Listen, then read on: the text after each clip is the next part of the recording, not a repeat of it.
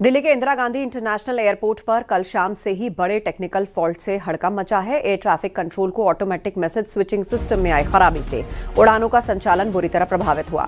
जानकारी के मुताबिक एयर ट्रैफिक कंट्रोल में इस्तेमाल होने वाला ऑटोमेटिक मैसेज स्विचिंग सिस्टम यानी कि AMSS अचानक फेल हो गया और उसकी वजह से flight plan data control room तक नहीं पहुंच पा रहा था और इस गड़बड़ी के चलते 100 से ज्यादा घरेलू और इंटरनेशनल फ्लाइट्स में या तो देर हुई या लंबे वक्त तक वो होल्ड पर रही। बताया गया कि सिस्टम फेल होने से फ्लाइट प्लान का डेटा ATC को नहीं मिल रहा था। मैनुअल प्रोसेस से काम चलाया गया।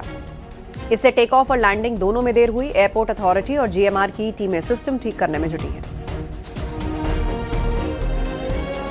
दिल्ली एयरपोर्ट में आज टेक्निकल ग्लिच के चलते, टेक्निकल प्रॉब्लम के चलते जो फ्लाइट्स टेक ऑफ करनी है उनमें डीले बढ़ता जा रहा है, यानी कि वो फ्लाइट देरी से उड़ान भर रही है। इस वक्त मेरी मौजूदगी इंदिरा गांधी इंटरनेशनल एयरपोर्ट में है।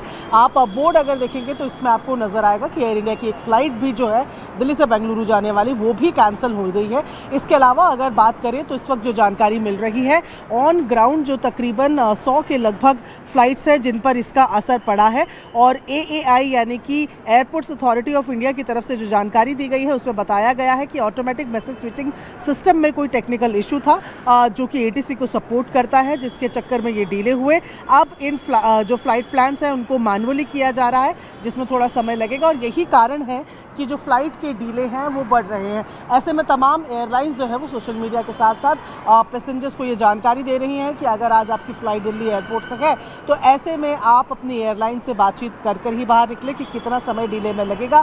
हालांकि बाहर इसका जो असर है वो फिलहाल नहीं देखने को मिल रहा, लेकिन जो लोग अंदर गए हुए हैं जिनकी फ़्लाइट्स है उनको डीले हो रहा है और कुछ फ़्लाइट्स में 2-2 घंटे तक का भी डीले है। फ्लाइट रडार के अनुसार जो फिलहाल average delay time in flights का आ रहा है वो तकरीबन 1 घंटे का है। ऐसे में फिलहाल यही माना जा रहा है कि इन्हें अभी मैनुअली किया जा रहा है और ऑटोमेटिक सिस्टम जब लागू होगा तो उसके बाद थोड़ा और ज़्यादा सुधार देखा जा सकेगा। कैमरा पर्सन जयपाल रावत के साथ प्रियंका कांडपा, न्यूज़ 18 इंडिया दिल्ली।